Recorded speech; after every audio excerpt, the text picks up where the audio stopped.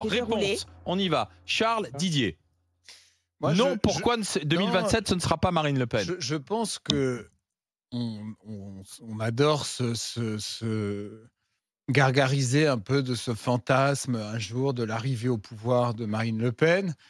Et je pense, moi, qu'elle a montré déjà à 2 reprises au moins le fait qu'elle était insuffisante pour ce poste. Malheureusement pour elle, elle ne semble pas suffisamment solide pour devenir présidente de la République française.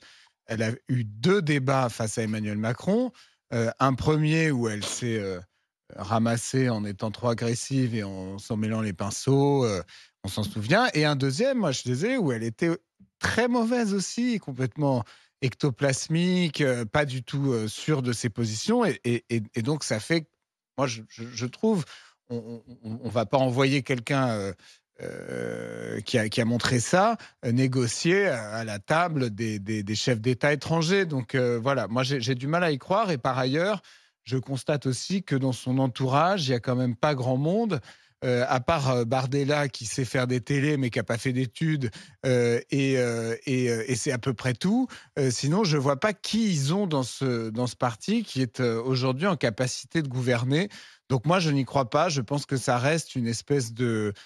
Pour moi, c'est un parti qui participe au jeu politique, qui est mais qui se limite au jeu politique. Je n'ai pas l'impression que c'est un parti qui un Et jour gouvernera. ce qui fait la force du Rassemblement national, c'est justement la façon dont on sous-estime sa force politique, comme tu viens de le faire. Marine Le Pen s'est présentée à 3 fois à l'élection présidentielle et à chaque fois, elle progresse. Elle a même fini 2 fois en finale.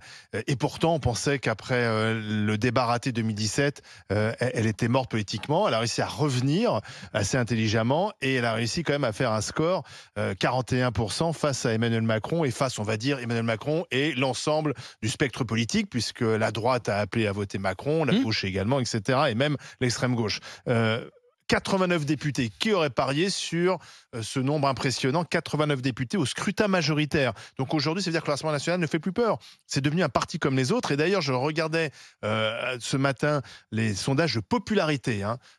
Pendant très longtemps, Marine Le Pen faisait de bons scores, mais était impopulaire. Elle était vraiment au bas du classement. Aujourd'hui, c'est l'une des personnalités préférées des Français.